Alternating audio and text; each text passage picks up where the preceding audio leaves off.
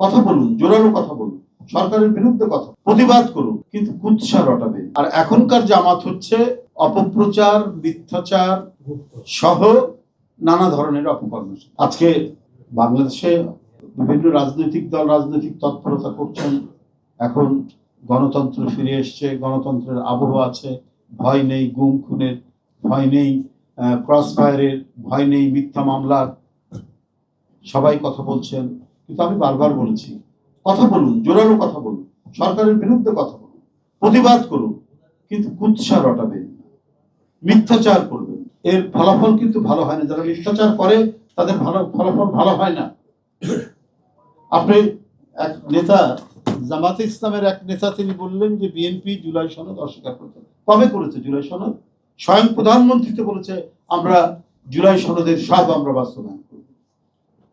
কিছু টেকনিক্যালিটিস থাকতে পারে, কিছু নোট অফ ডিসেন্ট থাকবে, সেটা আলাপ আলোচনা করে এটা আইন প্রণয়ন করতে হবে, কোনটা সংবিধান সংশোধন করতে হবে।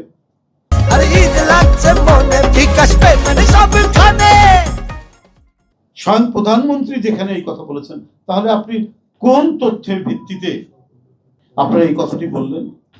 জামাতে ইসলামের একজন নেতা আরেকজন সাংবাদিক সম্মেলন করে এক নেতা বললেন যে কোরবানির বর্জ্য অপসারণের ঘোষণার সঙ্গে বাস্তবের মিল নেই।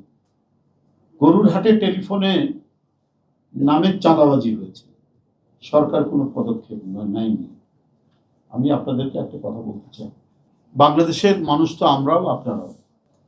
ঈদের দিন আমরা নিজেই প্রত্যক্ষ করেছি সিটি কর্পোরেশনের গাড়িগুলো, ময়লা তোলার গাড়িগুলো দাঁড়ানো রয়েছে এবং ওখানে কাজ করছে, যে দ্রুত বর্জ্য সেখান থেকে তুলে গাড়িতে তোলা হচ্ছে, নিজের চোখে দেখা।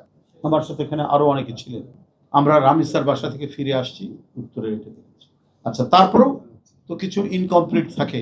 এর পরের দিন প্রধানমন্ত্রী অলিতে গলিতে ঢাকা মহানগরের ঘুরে বেরিয়ে তিনি গোটা এটা দেখেছেন এবং যেখানে যেখানে গাফিলতি দেখেছেন তার বিরুদ্ধে ব্যবস্থা নিয়েছেন এবং এতে দায়িত্ব যে কর্মকর্তারা তাদের দুইজনকে সাসপেন্ড করেছে। তাহলে পদক্ষেপ নেয়নি, এই মিথ্যাচার করলেন কেন? আপনারা না ধর্মের নামে রাজনীতি করেন, আপনারা না ইসলামের নামে রাজনীতি করেন, তাহলে দ্রুত এই মিথ্যাচার আপনারা করে ফেললেন।